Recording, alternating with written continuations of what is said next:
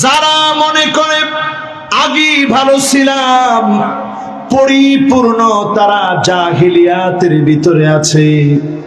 এখনো যারা লকডাউনের নামে আগুন জ্বালায়া মানুষকে বিব্রত করতে চায়, পুরাপুরি তারা জাহিলিয়াতের ভিতরে আছে। ঠিক কিনা বলে? আমি কোরআন দিয়ে দলিল দিলাম, মন খারাপ করেন না। পরিপূর্ণ যদি ইসলামে প্রবেশ করতে চান তাহলে মুনাফিকি ছাড়তে হবে। যারা এখনো বলেন আগেই ভালো ছিলাম, ওরা ডিরেক্ট একটা মুনাফিকি করতেছেন। ঠিক কিনা কর? চায়ের দোকানে বসে দেখবেন বলবে যে আগেই ভালো ছিলাম। দুই একজন তখন পাশ থেকে বলবে ঠিকই কইছিস, আগেই ভালো ছিলাম, ইতিরে চা আরেক কাপ দে, বিল আমি দিব। এরকম যারা যারা বলতেছেন, কোরআন বলতেছে পরিষ্কার তারা জাহিলিয়াতের ভিতরে আছে।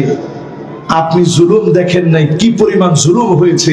এমন অনেক ভাই ছিল বিগত 16 বছরে একদিনের জন্য ঘরের ভিতরে ঘুমাইতে পারে নাই, 16 মাস যেতে পারে নাই। আপনার লজ্জা এখনই ভেঙে গেছে। 16টা বছর জুলুমের শিকার হয়েছে অসংখ্য আল্লাহর গোলাম। জসিমউদ্দিন রহমানী বাংলাদেশের পতিতযশা একজন আলেমী দ্বীন, ওনার আপন ভাইকে ধরে নিয়ে গেছে বলার জন্য যে বল তোর ভাই নিজে এই দলটা আবিষ্কার করেছে, আনসারুল্লাহ বাংলা টিম তোর ভাইয়ের দল। সে বললো যে আস্তাগফিরুল্লাহ, আমার ভাই এরকম কোন দলের নাম আমি জিন্দেগিতে শুনিনি, আমার ভাই এরকম দল করবে প্রশ্নই আসে না। ওনারে ধইরা নিয়া এমন ভাবে টাইট করে বেঁধে রাখছে কালো কাপড় দিয়ে। কিছুদিন পরে তার ভাইয়ের কানের ভিতরে পোকা হয়ে গেছে, এবং এই পোকা হওয়ার পরে এইভাবেই তার ভাই মৃত্যুবরণ করছে। একটা দুইটা দিন না, দিনের পর দিন তিনি জেলখানায় ছিলেন।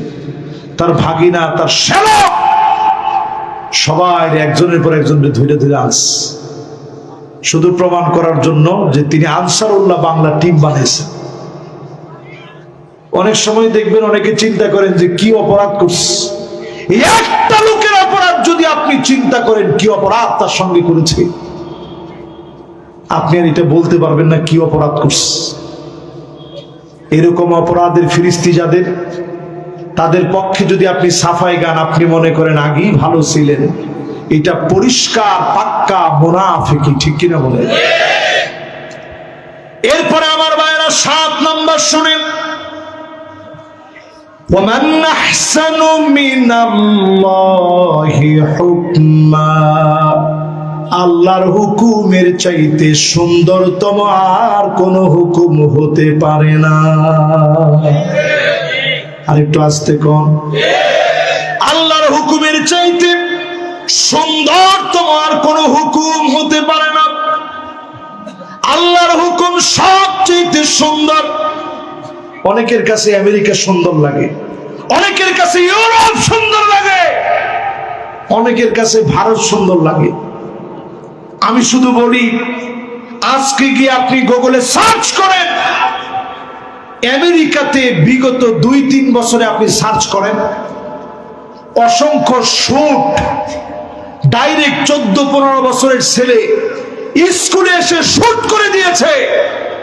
এরকম শুট একটা দুইটা না, অসংখ্য ঘটছে আমেরিকার ভিতরে। যাদের কাছ থেকে আপনারা আদর্শ খুঁজেন, তাদের কয়দিন পরে পরে শুট চলে, ধর্ষণ চলে, অন্যায় চলে, রাহাজানি চলে, মারামারি চলে। হয়তো আপনার কান পর্যন্ত তারা আসতে দেয় না। চ্যাটজিপিটিতে আপনি সার্চ করে দেখেন, গুগলে আপনি সার্চ করে দেখেন, এই যে শুট করতেছে 14-15 বছরের যুবক, এগুলো আপনার সামনে প্রকাশ করে না, সৌন্দর্যগুলো প্রকাশ করে। কারণ এইগুলো প্রকাশিত হয়ে গেলে মানুষ বুঝে নিবে অন্য কোনো কিছু দিয়ে জাস্টিস কায়েম করা সম্ভব নয়, শান্তি আর নিরাপত্তা সম্ভব নয়। একমাত্র শান্তি নিরাপত্তার কিতাবের নাম কি? এই জন্য আল্লাহ রাব্বুল আলামিন 8 নম্বরে জানায়া দিলেন, লিকাওমি ইউকিনুন, বুঝবে তো কেবলমাত্র তারা যারা পরিপূর্ণ রূপে আত্মসমর্পণ করবে। ইয়া আইয়ুহাল্লাযীনা আমানু দুখুলু ফিস-সিলমি কাফা, পরিপূর্ণ রূপে যারা ডুববে তারাই কেবল বুঝবে, আর তারা শয়তানের পদাঙ্ক বাদ দিয়ে দিবে। শয়তান তোমাদের জন্য প্রকাশ্যে দুশমন। এই জমিনের বুকে 10টা কারণে দোয়া কবুল হয় না। আওয়াজ করে বলেন কয়টা কারণ? 10টা কারণের ভিতরে একটা কারণ এমন, ওয়া আনতুম তারিফুনা আন্না শাইতান আদুকুম, সবাই আমরা জানি শয়তান আমার আপনার জন্য নিকৃষ্ট দুশমন। প্রতিনিয়ত তারপরেও শয়তানের দিকে আমরা যাই, শয়তানের পদাঙ্ক অনুসরণ করি। শয়তানের 3টা চাবি আছে, জোরে বলেন কয়টা? আর জোরে কয়টা? এই 3টা চাবি আজকে একটু বোঝার চেষ্টা করেন, দেখেন কার কার মধ্যে আছে। ইদাস্তাকসারাল ইনসানু বিনাফসিহি, আপনার আমলগুলোকে শয়তান বড় বানায় দিবে। মাঝে মাঝেই বলবে ইমাম সাহেবের কাছে এসে, ইমাম সাহেব একটা লোকেও তাহাজ্জুদ পড়ে না, আমি কিন্তু তাহাজ্জুদ ছাড়ি না। 70-80 রাকাত তাহাজ্জুদ পারলে বেশি পড়ি হুজুরদের চাইতে। ইনটুল্লা আছে না নাই? এটা শয়তানের 1 নাম্বার চাবি। যে বেশি বলে যে আমি খুব ইবাদত করি, আমি খুব বুজুর্গ, আপনি তারে বলবেন যে শয়তানের প্রথম চাবির মধ্যে তুমি ধোঁকায় পড়ে গেছো। 1 নাম্বার চাবিটা হইতেছে ইবাদতের কথা মানুষের কাছে গিয়ে গিয়ে বলবে, আহারে আজকে জামাতের সাথে নামাজটা পড়লাম, কয়টা মুসল্লি, আমি কিন্তু কোনো সময় জামাত ছাড়ি না, জামাতে পড়ে। এই যে আপনি আরেকজনকে গিয়ে খবরটা দিচ্ছেন, শয়তানের প্রথম চাবিটা সফল হয়ে গেছে। তাহলে হুজুর বলবো কেমনে? বলার কি কোনো সিস্টেম আছে?